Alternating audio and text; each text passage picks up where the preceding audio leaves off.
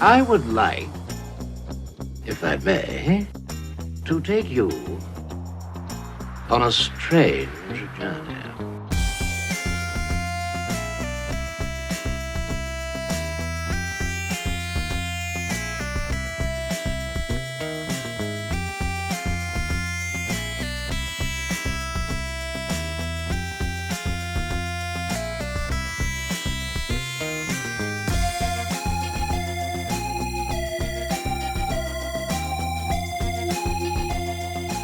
Hello and welcome to the Cultworthy Cinema Podcast. I'm your host, Antonio, here with a very special guest. I got my good friend Phillip of the Making Tarantino Podcast back on the show to talk about the last episode of Animation April. We're going back to anime, and it's a very special movie because I feel it's borrowed from so many things, yet stays completely original. And that is the 2001 film Metropolis. But before we get into it, Phillip, how you doing? I'm doing good. This anime, I need to watch more anime is the thing that I got out of this and out of your show is like all the ones you're talking about. And when you watch them, you're like, man, I love these. And then you don't go back, you're like this one I only saw once before. And I'm like, why didn't I watch this more? It's so fucking good. Exactly. I mean, what are your feelings on anime and animation? Like, I didn't really grow up with a lot of Disney animated. I grew up with, let's say, Marx Brothers movies and slapstick comedies and stuff like that on AMC and Turner Classic Movies.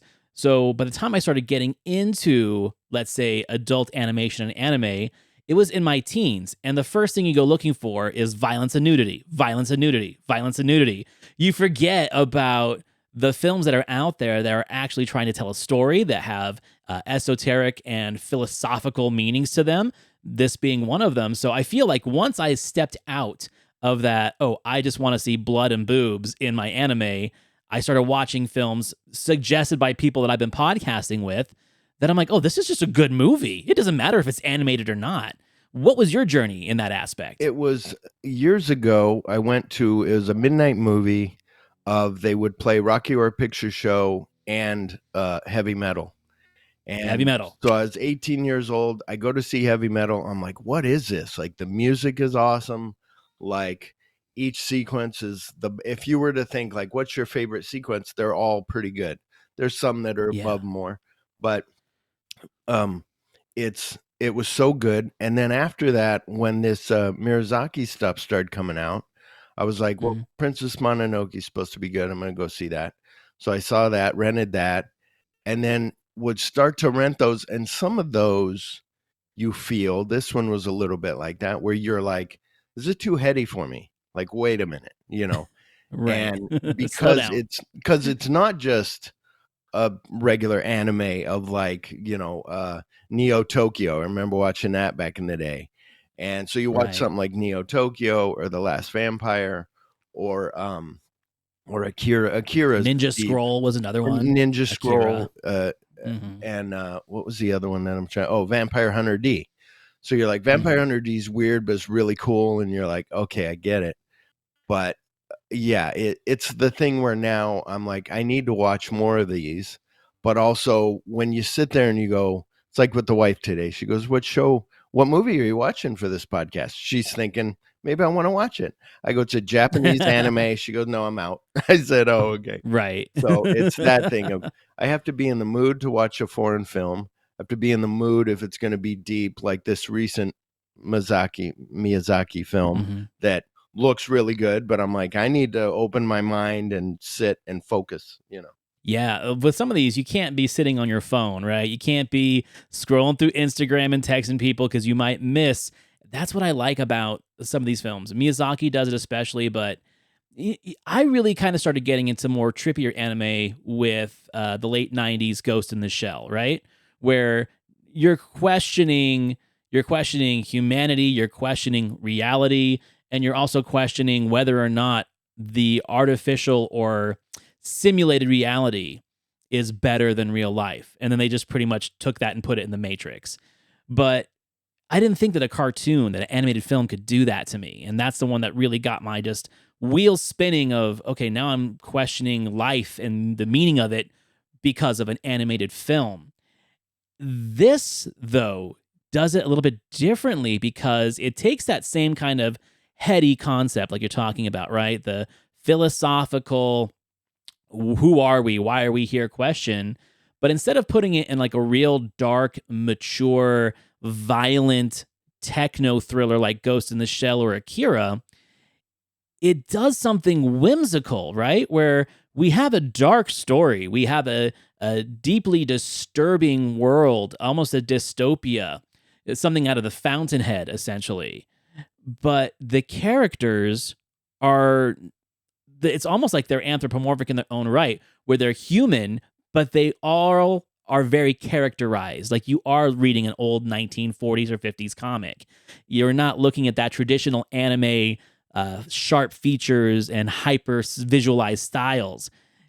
I thought that's a great way to approach a dark story by making your characters not so frighteningly realistic or hyper visualized. Instead, you're making them almost cartoonish. Yeah, it's what's interesting too that you find out later, but when it first starts, you're like, oh, this looks like Astro Boy. And that's exactly, the guy that did Astro Boy. They're like, boom. It's the same guy, yeah. They got the pants, the flared out pants and everything. But it's so good. And what else that I realized watching it this time, we'll get into it, but was the first time I watched it, I remember thinking, oh, this is like Fritz Lang's Metropolis. It's a remake, but animated. Right. Let me watch it. And then you watch it and you're like, no, this is different. Like you're waiting for them to go underground. They don't go underground. They talk about underground. They're underground a little bit, but not with a bunch of people. In 1927 Metropolis, you see all the workers making the world work up above. And so I remember the first time watching it and this time until I was like, oh yeah, this is different. That first time watching it, I was like, this is different. This isn't the same. And this time watching it, I got more out of it. Like you always do. When you watch it for a podcast, you get more out of it. And rewatching a film where you're just like, oh, but yeah, it's so, I don't know how to explain it. It's just so great. And then the music, that part at the end, like, oh, but yeah, we'll get to that. And so, the Japanese being, they're not like the American, like, oh, we can't show that. That's too violent. That's too sad. That's too whatever.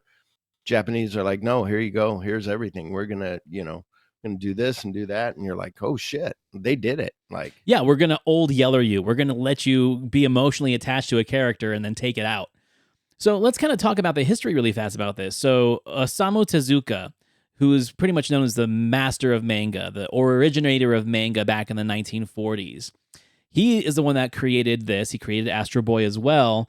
And I love the story of this because even though he wrote this manga in 1949, based off of what people thought, oh, he's just, making a remake or an allusion to Fritz Lang's Metropolis, he'd never even seen it. All he'd ever seen were the images of it in a magazine. And it makes me think, it's like, okay, that would be like today, someone watching Blade Runner or seeing photos of Blade Runner in a magazine and then making a Blade Runner movie that looks like it, that's inspired by it, but you don't really know the story. You're inventing your own version in your head. We do that as kids, like on movies where my dad would not let me watch them when I was a kid because they might be a little too violent or a little bit too mature. When I finally watched them in my later years, I was like, wait, I just realized something. I invented this movie in my head because I wasn't allowed to see it. And now that I'm watching the real version, I kind of like my version better. Yeah. And what's interesting, I think that he only saw the scene in Metropolis just like an image. It was of her being made, like her in the thing, right, with, being made into a robot. And that's cool because that's like the pivotal scene in that movie that you're like, oh shit. But it's so great that you just go off of that and that people don't give you shit. Like maybe people were giving him shit. Like, are you remaking? No, I'm doing my own thing, but it works. It's so great. like, it's one of those where then you want to go buy the manga and you want to, dive deeper. Which I hear there are a lot of differences in like the storytelling and the plot progression. So I'm not even going to talk about like that because I didn't research it enough. I would be talking outside of school on that one. But with this film, I think what's really important about this film is that it's not doing what most animated films do, where the animes of the 90s, they really relied heavily on the us versus them of like rich and elites or tech versus humans, stuff like that. This takes that same kind of notion, but it really does politicize it more, and it feeds on the humans' fear of being replaced, of being cast out, being misunderstood. Yeah. Essentially what it is to me, it's almost like it's an allusion to the idea of why people are afraid of immigrants. We're going to lose all our jobs to all these people that will do our jobs for less. What this movie presupposes is that we've invented robots to do the dirtier tasks. But now, as resources are failing and the amount of labor is shifted, now robots are doing tasks that humans would do on upper levels of the financial structure. So we are being replaced in this. And that is what kind of creates the division, where you have this guy, Duke Red, who is not a political figure. He is an industrialist. He may as well be the Elon Musk of this film, right? And there's a constant kind of handshake, but also animosity between him and the political elite. Because just like today, and this movie was made 20 years ago, you're starting to see people put their faith in the industrialists and less in the political power. But the trick is neither of them have your best interests at hand. Yeah, or even their own thoughts. They're, I don't want to get political here, but a little bit of like the Fox News shouting at you, making you think one way, and then you're stuck that way. And then you go out in the world and you're, I had a guy at work that was like, COVID doesn't exist. People are getting in car wrecks and dying, but they're saying it's COVID. And I'm like, my wife's a nurse and she's ran into a lot of dead people at the hospital. And they're like, well, they ignore that. But it's the goggles. It's the plausible deniability thing. Yeah, and the racism of it. And, for this movie. And it reminded me of like Elysium, or like, what was that movie that Robert Rodriguez, James Cameron, the Alita Battle Angel? Alita Battle Angel, like where they're up above, kind of like Elysium, like they're up there. But it was so, and even Metropolis back in 27, the original, was about the workers down below and the elite up above, and nobody had to worry about anything because the world worked. And they talk about Babylon, and it gets like, in this movie, gets like religious in a way, but not, but like, here's what happened to the Tower of Babel. And, it's so good. I'm so glad that you and I decided to do this, because I got so much out of it. And that's where I said, like, oh, I need to go find more, I need to watch Astro Boy, or, read these mangas, or, just to open myself up to more, because that's my blind spot, is Japanese animation. I've seen the ones that I've named. 100% me too. Yeah. And that's why I do these Animation April episodes, because it gives me a chance to get more immersed into that world and open myself up to a realm of cinema that I honestly just kind of pushed aside, saying like, I've seen all the good ones already. And then people keep bringing new ones to me. Now, this one I did see right when it came out, because it was right in that phase of the late 90s, early 2000s, where mature anime was kind of at its peak. You did have Princess Mononoke just hot out there, and Spirited Away. And I spoke about one earlier this month, Jinro, the Wolf Brigade, came out around the same time. I was excited about this one when I saw it come out, because I thought it was a remake or an animated version of Metropolis, just like many people did. And the fact that it was deeper than that made me enjoy it even more. But let's talk about what I think makes this movie so memorable and accessible, because we already talked about the story and the plot and all of the political ideologies and ideologies of, I'm not going to say theism, because they don't really talk about God in this movie, but Duke Red the Industrialist may as well be a god to some because he's creating things. He's creating the ziggurat, which is essentially the Tower of Babylon. He's creating robots that are making people's lives easier, or are they? And right? There's that part where they're going like, what does that mean? They're in the audience in the beginning, and that guy, that kid goes, what does that mean? And the dad goes, it just, don't worry about it, because they're just so focused on, like just it's like believing the propaganda whatever. machine. Yeah, they don't care. Right. It's what if it's a weapon? Well, what if it is a weapon? Duke Red wouldn't create a weapon to hurt us. It would be to keep us safe. Like it's that blindness of following someone just because of the influence of money and power and prestige. I mean, that's like the allegory that it's making. Well, and that's the good thing with the world now, is that it's bad because we're too much inundated with news or whatever, and you don't know what's real or what's not. You have to dive deep and check. Some people don't check. But the good thing with it is, like in the 60s, kind of like what you're saying, like Vietnam, here's Agent Orange, you have to take this. Oh, okay. Yeah. I'll go ahead. All right. The government told me I need to. It must be okay, And then like years later, like, oh, wait a minute, why am I sick? Now, what I really want to talk about for a second before we get into like the characters and the plot structure is the style they choose to do this in.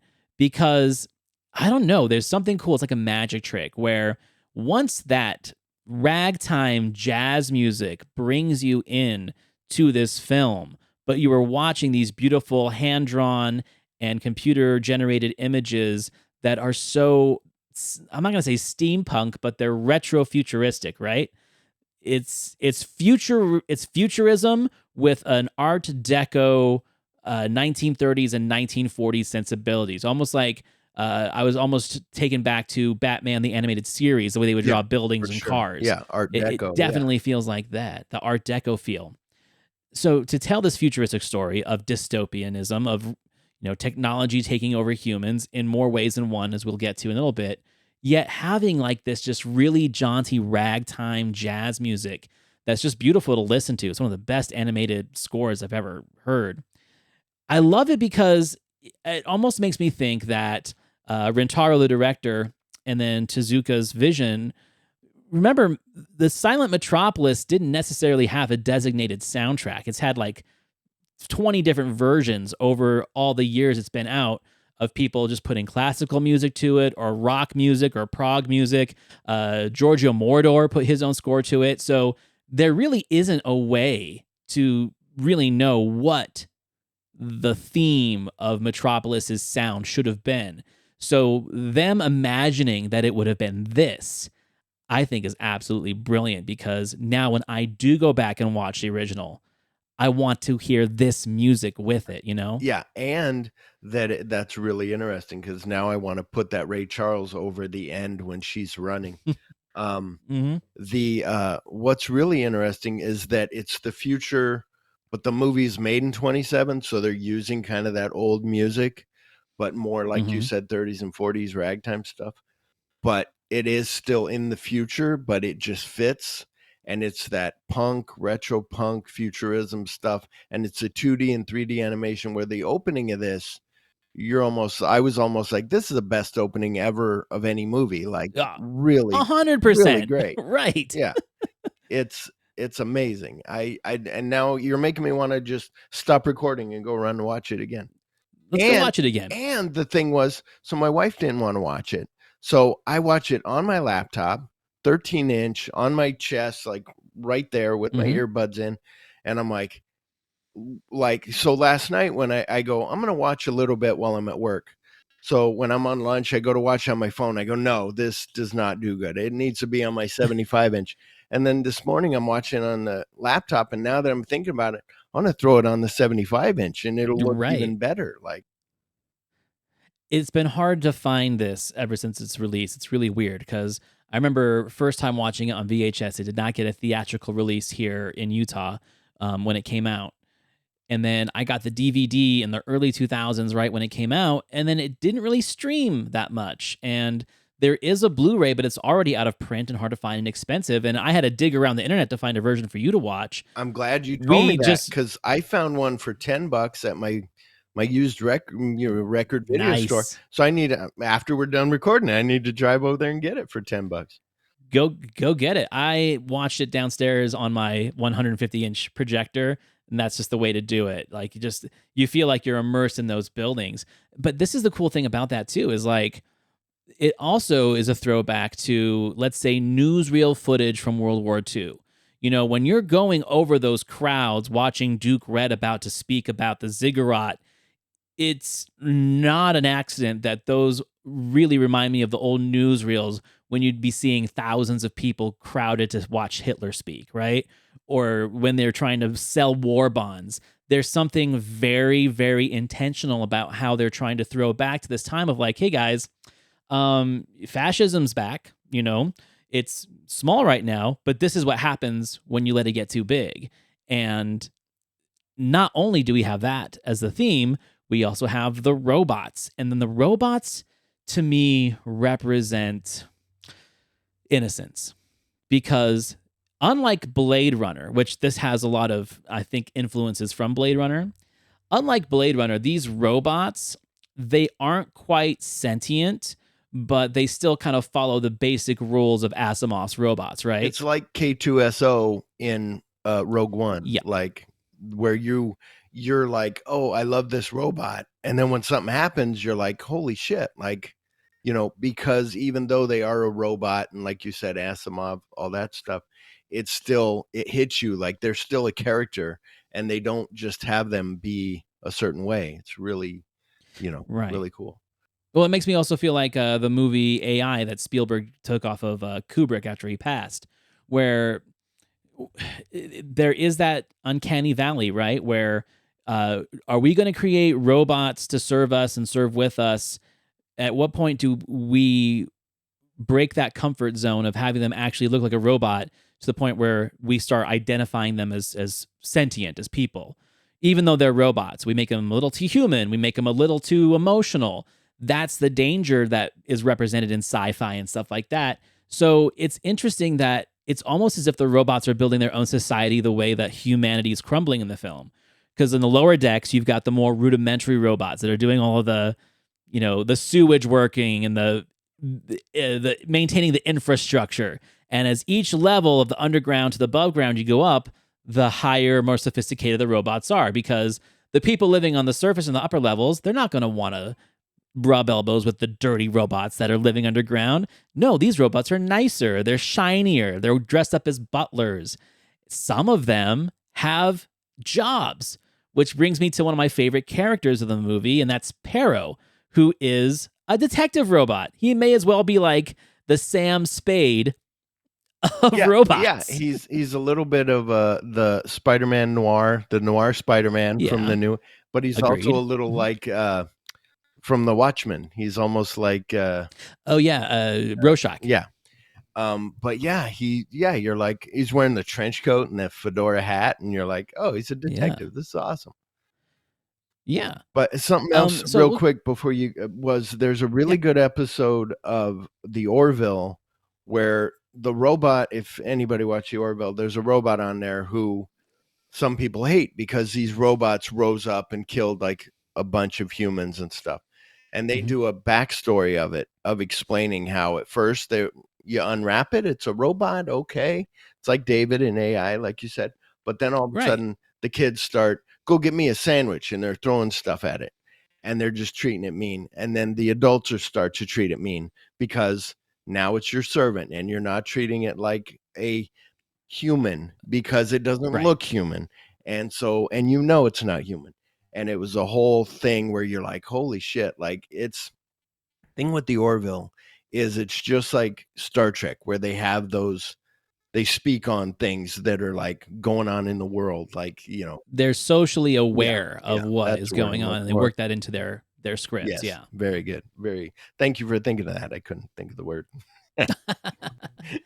So, I mean, we've talked about the themes and we've talked about the setting and the city and the sound and the music and the colors. Let's talk about the characters. So, like we said, we have Duke Red, who's essentially the Elon Musk of this world. And then we have the mayor, and we've got the president of not the president, but like the general of the army, right? You've got your three factions. You've got your industrial side, you got your political side, you got your military side.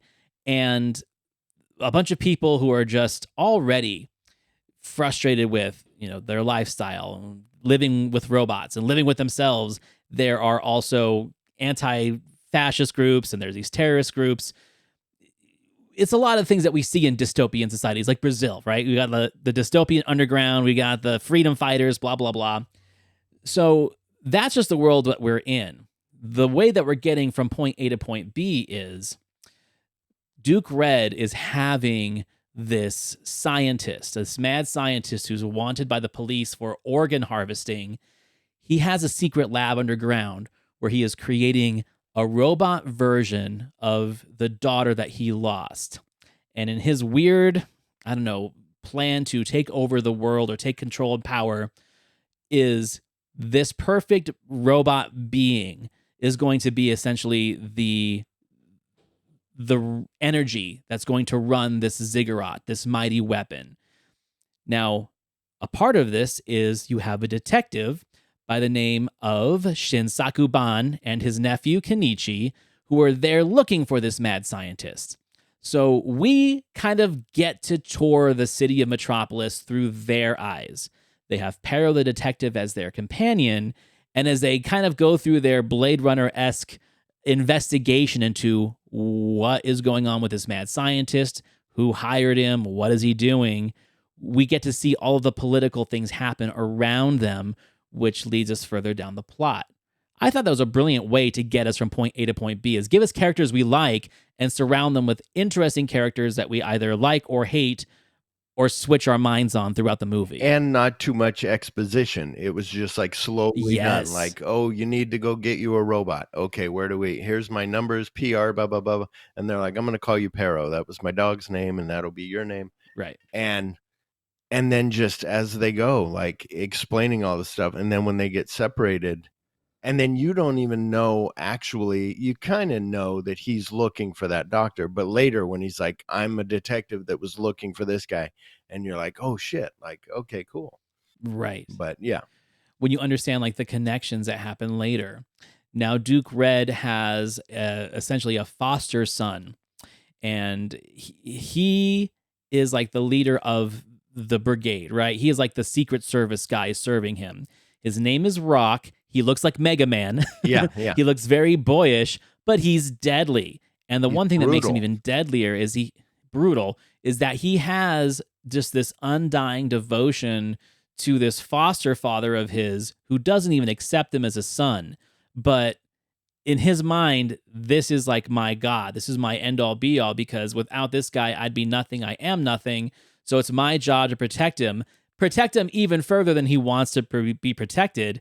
And that gets to that weird, like, obsessive tendency that we see break characters apart. And that makes him in even bigger danger. Which is because now he's after everybody. It's great because he thinks he's doing, just like all villains, he thinks he's doing the right thing. But it's the thing of, I'm protecting my father, but not knowing that his father's going to be even more pissed when he finds out what you're doing. And, you know, but then also, so in a way you're against him, but also this is the guy that you're supposed to be against, but you don't want, so it's weird because you're like, no, I hope you don't succeed in your mission. But then you're also like, wait a minute, he's, if she lives, then this guy's going to control, everything. And it's a clever use of audience empathy, right? Where we have empathy for this character, even though we know we're not supposed to like him. I've always said, and I've said this in the podcast many times, my favorite villains are the villains that have empathetic backstories, right? Like, there are the crazy madmen and slashers that are just crazy to be crazy. On a side note to that, I don't like it when we have to go and retrofit a villain to be empathetic later. For example, I did not need to know Hannibal Lecter's backstory. I didn't need 2 movies to explain it to me. I was fine just understanding who Hannibal Lecter was. The way Anthony Hopkins performs it, you have an empathy towards him because you know something happened to make him the way he was. I didn't need a whole movie about it. But with at least this character, Rock, you have that empathy for him because you see that his father treats him like shit, but he needs him. It's almost a toxic relationship, right? Where it's like, I'm going to shit on you and I'm going to make you feel like dirt, but you can't live without me. That kind of thing. It made me think also, like in Manhunter, they just explained, like, I was looking at this Nurse Wounds, a book that he had, and I realized that was him. That's all you need. Like, there was not a lot of explanation in Manhunter of where Hannibal came from, and that's all you need. And it's really interesting because at first, with this movie, for everybody kind of be warned, you're like, oh, there's a lot being thrown at me. Who is on what side? What's going on? But then you just settle in, and it's just, You do. it's a great you ride. let the movie take over for you. So now where it kind of gets to the closest comparison to the original is the introduction of their version of Robot Maria, which is the girl known as Tima. So she is a replica of the daughter of Duke Red that he lost.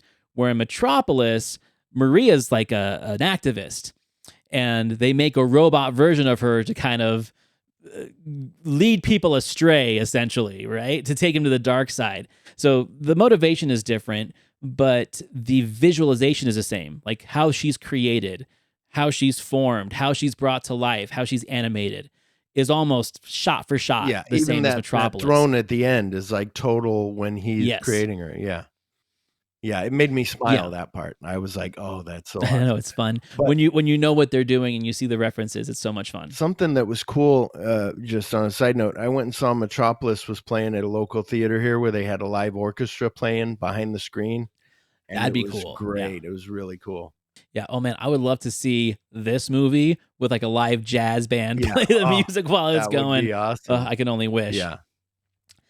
So how Tina gets animated is Rock follows Duke Red down to the secret laboratory and sees that this doctor is doing this. And so Rock's mission is to kill this doctor and destroy the experiment. But instead, it's turned on, she's brought to life, but the lab is destroyed. Ken-ichi and Shunsaku are down there, and they see the explosion. Ken-ichi runs in, saves her, and at first realizes that she just thinks she's a girl. You know, she doesn't have any clothes on. She's glowing with energy. He gets her away, takes care of her, and they're kind of like lost in the underground on their own. Meanwhile, Shunsaku and Peru are like looking for them, but also trying to solve the case. I think he understands his nephew's fine. This is where I think the AI and I don't know, the connection of the robot and the boy and like the young budding kind of, I don't want to say romance. You can just tell they're once a girl who's a robot who doesn't understand what the world is at all, and she imprints on Ken-ichi. So to her, Ken-ichi is not only a friend, but he's also a brother and a father. Like she says that later, like Ken-ichi is her person. And he just looks at her as a beautiful girl who he's just wanting to take care of and protect, because why would someone try to destroy her, right? And that's where this movie's brilliant, man, because it takes them on their journey. It takes Shunsaku on his journey. And then we get to follow the villain's journey with Rock and Duke Red. 3 separate stories going 3 different directions in this movie. And in my opinion, not once does it feel like it's too much. No, exactly. I'm not sitting there going, oh, come on. It's like moving. But the other thing is when he starts shooting at her, they don't know like what's going on. And it's really cool moment where he's just like, what's going on? And the bullet goes by and the robot's like, what? And shoots again. And then he's like, oh shit. And the robot stands in front of her. And you're like, oh wow, this is really cool. Like those cool moments that you love is, but it's so where he gets a little blushed because she, says something to him. He gets a little like, oh, but also you don't feel, you don't feel like you kind of said it without saying it, but they're not really he doesn't like love her as like, oh, this beautiful girl that I found. He's just trying to help her. And you don't get that out of him. She's not like cooing over him. He's not cooing over her. She's kind of learning as she goes. But I liked that too, where they didn't try to lay in something that worked out really well. I think it speaks to what the story is trying to say, that in this dystopian future, real relationships and connections with people are just rare, right? Like everything has to do with finance or just survival or your basic needs. You're not really creating friendships or relationships with people unless you're family, right? Like you don't see it. You don't like when you go down to the underground, the bars and burlesques. I mean, they have robot whorehouses essentially.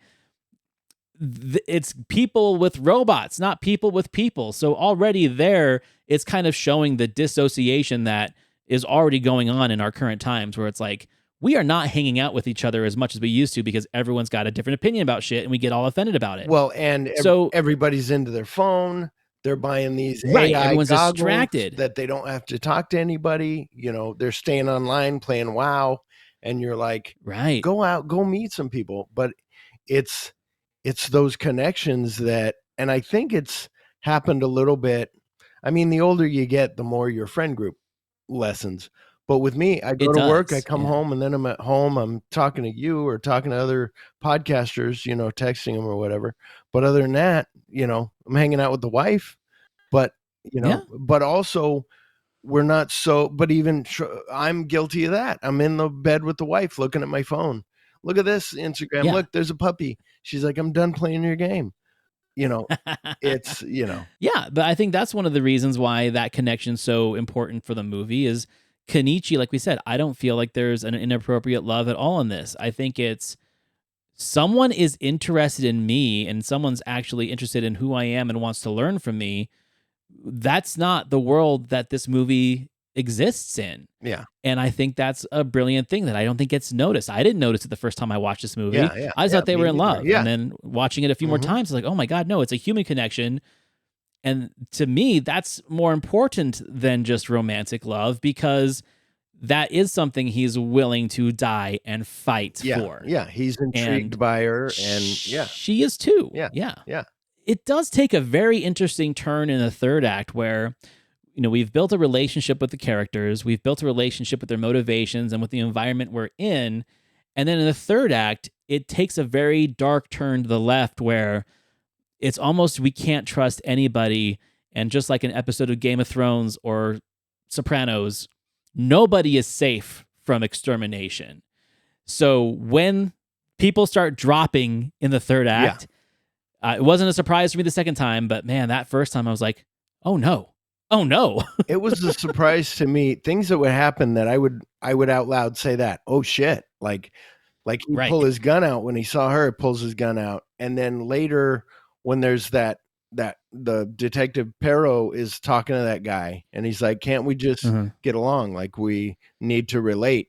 And the guy goes, yeah. And he looks down and it's really cool. And he pulls the gun out and you're like, no. And he shoots him and you're like, oh shit. But it's all the brutality that you wouldn't see because you forget, or at least I did. So I watched it the first time, and I think that was my thing of like, oh, this is too heady at the time. This isn't an exact remake of Metropolis, but, you know, it was good, but I don't think I'll watch it again. Watching it again now, I was like, oh, shit, I'll definitely buy this and watch it again a lot.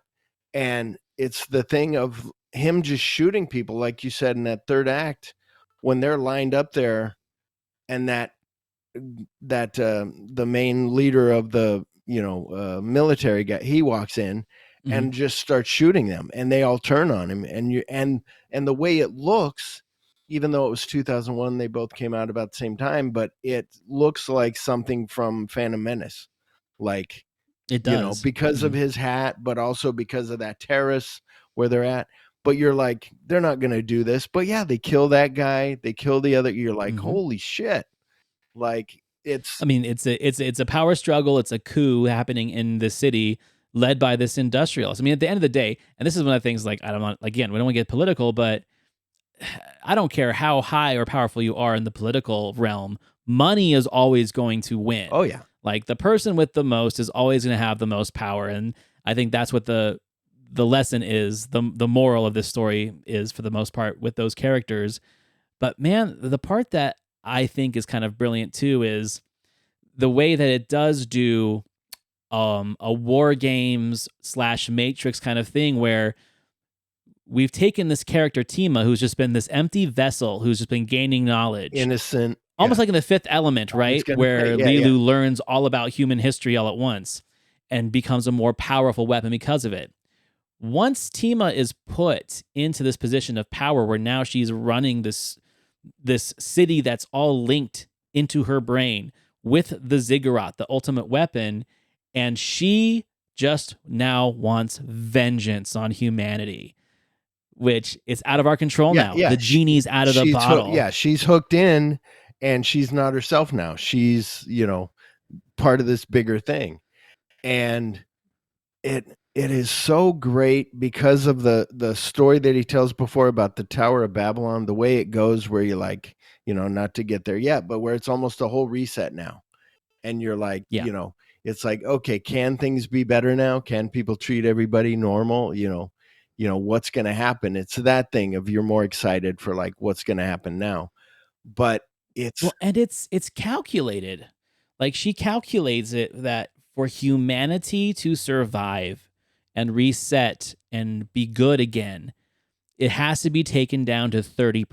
Mm-hmm. So 70% of the population has to die. That was the computer taking over, but that's right. Yeah, she's like, because like you said, if she's like Lilu, is that her name?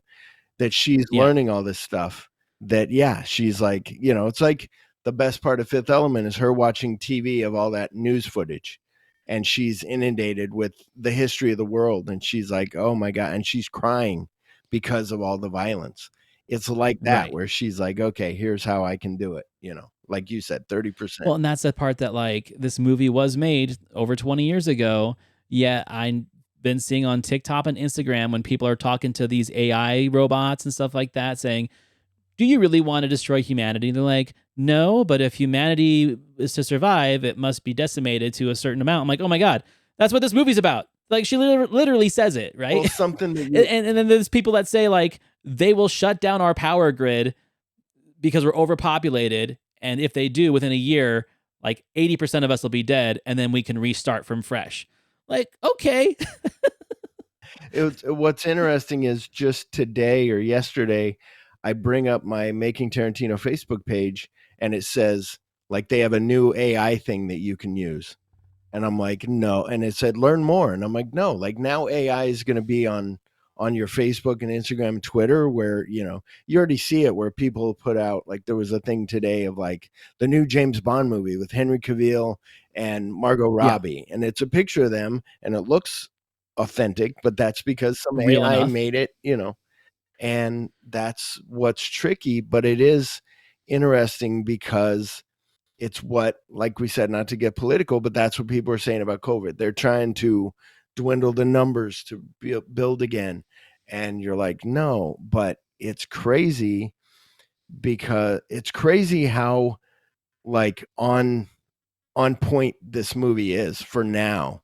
And even maybe back then, but for now, especially. And some movies do that, where you're like, oh, this is really speaking to me now. It's like people say, I haven't seen it, but Facing the Crowd, people are like, oh, that movie hits every time you watch it through whatever years. It kind of does. Yeah. But that's the thing, is, like, it's relevant to a situation in every decade. People just forget, because, like, maybe that person didn't get elected, or maybe that person didn't get into power, and then we forgot about it. And then the next time rolls around, and then it's relevant again. Well, and that brings me to an interesting thing that I thought about with this subject and with this film, is that, we think about how people say The Simpsons predicted the future, right? Blah, blah, blah. Yeah. Or that this film 20-something years ago, based on a manga that's 80 years old, was able to see the future. I mean, there's kind of a chicken and egg thing there. It's like, are we really thinking that these things predicted the future, or are we slowly manifesting the future that these things built for us, right? Right. Or it's like Star Trek technology. Yeah. Tricorders and cell phones, communicators. Yeah. Right? Or people say that things happen in, it's always recycling. It's always happening again and again and again. So it's part of that. But yeah, it is, what came first. It's the other thing with, like, people say, kind of like you said, but not really, but the Mandela effect, where people are like, no, I think I saw this. I remember my cousin showed me, like, no, the little, whatever Disney thing. But it's those things where you're like, did I envision that? Did I not? Or like you said, the biggest one is, wow, this was tricorders before tricorders even happened. I was watching a movie where they were Xeroxing something, and it was before Xeroxes even existed. And they're like, let's make it. Oh yeah, it was Planet of the Vampires, and they put it on a copy machine. And I'm like, holy shit! Like they thought of that before, but that's where also genius P. That's why I think sci-fi writers need to be working for cell phone companies and be like, can we do this? Can we do that?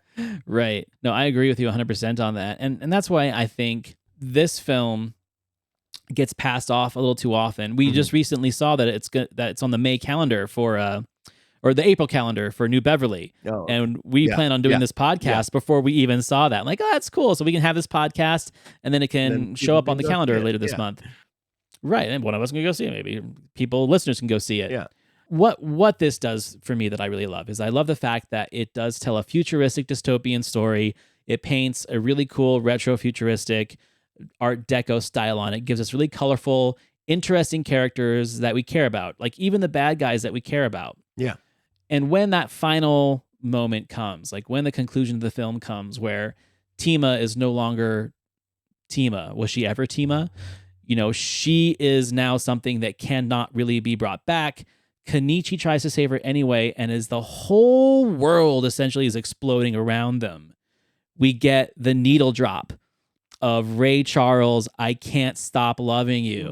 I just got chills, and one of the best needle drops maybe in the history of film. Like, I'll vote for that. All of a sudden, I'm like, oh my God, like so beautiful.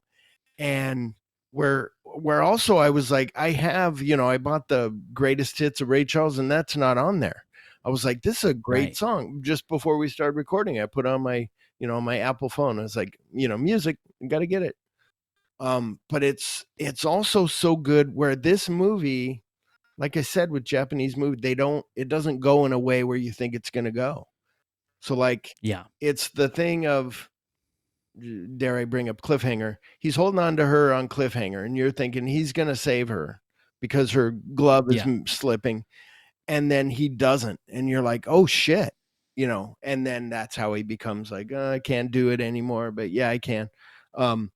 It's that thing of him holding her hand at the end, and she starts first he's holding that fucking awesome thing. He's holding that cable, and the cable starts to fray more and more. Yeah. And you're like, is he going to make it up? I don't think he's going to. And then he grabs her by the hand at the last minute, but only by the fingers. And she's still hooked to some stuff. And he's trying to get through to her and trying to help her. And he's like, grab my hand. And she looks at him and says, I'm Tima, who are you? And all this. Yeah. And you're thinking, oh, that's a sweet moment. You're thinking she's going to now come out of it like any American movie. Oh, okay, boom. And the music swells and the heroes win. And she doesn't. She's just like, I'm Tima, and just drops and just keeps dropping. And you're like, oh, and it's really cool. It's almost like The Cell, like when she fell into the thing.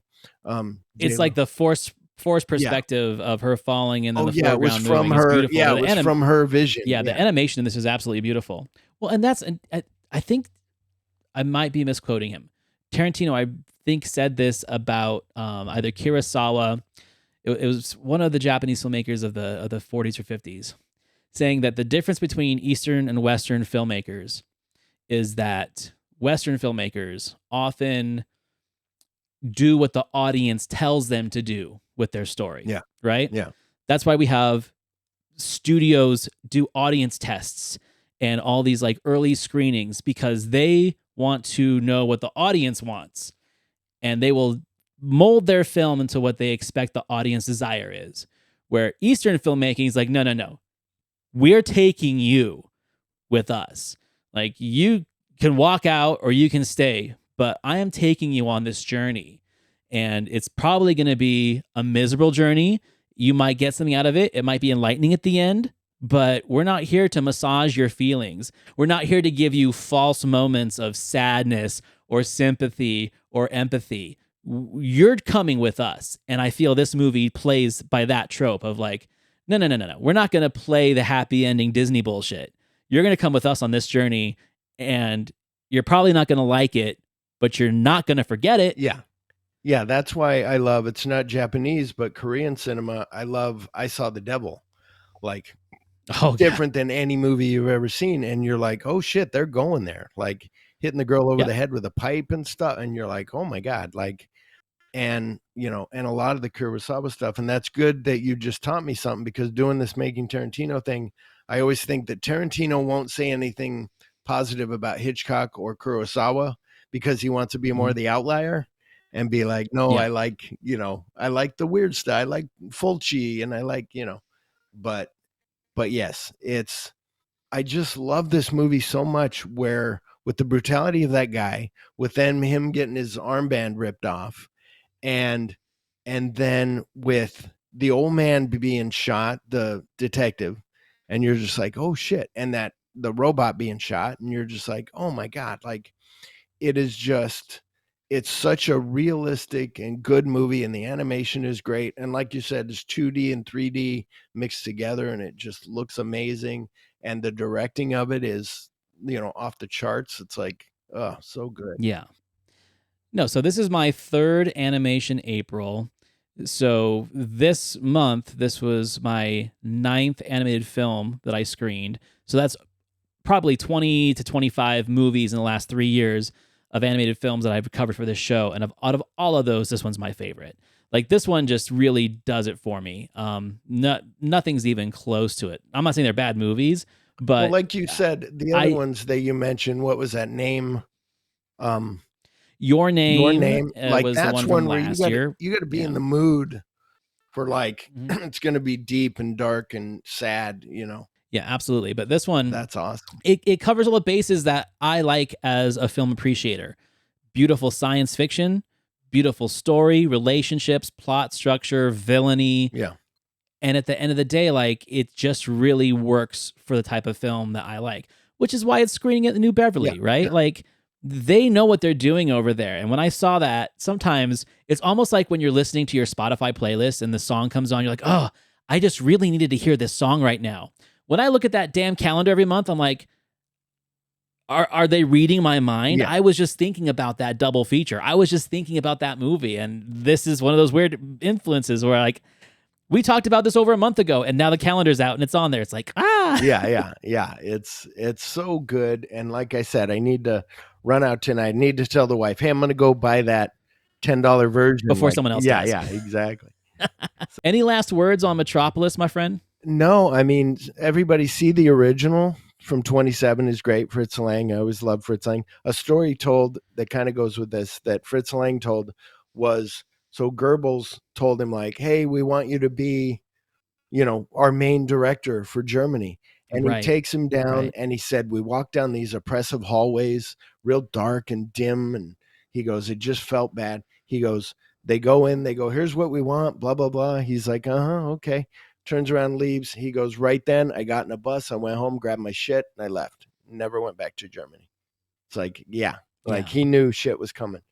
But yeah, watch that one. This one is great. It's not the same, so don't go into it like I did. I even did it this time too, where I was like, I think this is a remake. And then I go, oh, this is totally different. It's not starting with the son of the big industrialist, then falling in love with, the girl who's the, but it's so good. It's animated so great. There's even that cool part where she's kind of glowing. She got that bird on her shoulder and it looks like she has wings. And they're like, look, those kids are like, look, it's an angel. And she's glowing. And then that bird flies away and she stops glowing from the sun hitting her. Like, really cool. They said it briefly on Pure Cinema, just like, it's a forgotten movie. And it's only 20 something years old. Yeah. Like, it needs to get rediscovered 100%. That's why I'm talking about it. It's just, I think Miyazaki, as much as I love the dude, Disney pushed him so hard in his content out into the world that when we think about respectable, mature animated films from Japan, that's what people are thinking. Yeah. Or else they're thinking the silly stuff on Crunchyroll.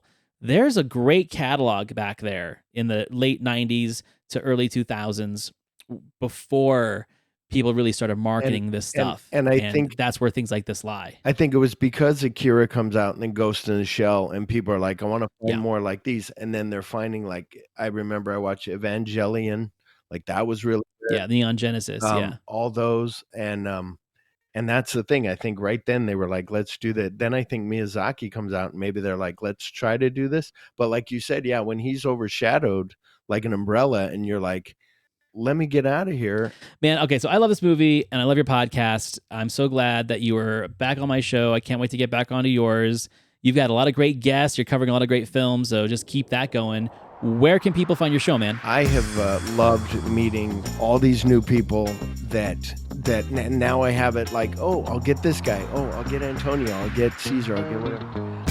You can find my show wherever you get podcasts under Making Tarantino the Podcast. I'm on Facebook, Instagram, and Twitter. I still call it Twitter under Making Tarantino the Podcast. You can always find any of my guest shows in my Cultworthy Partners page on thecultworthy.com. Find Making Tarantino Podcast there. Subscribe, like, rate, review to both his show and my show. And if you want to hear more of us talking together, shoot us messages and we'll start putting stuff together because I love having this guy on. Yeah, well, good. I like having you on when you're on, and I love talking to you. And like I've said, you're so good with speaking. And my thing is always and you're you said one today, so I'm so glad. Oh, you counted. All right. Yeah. All right, I just noticed it. Everyone, thank you for watching, and we'll see you next week.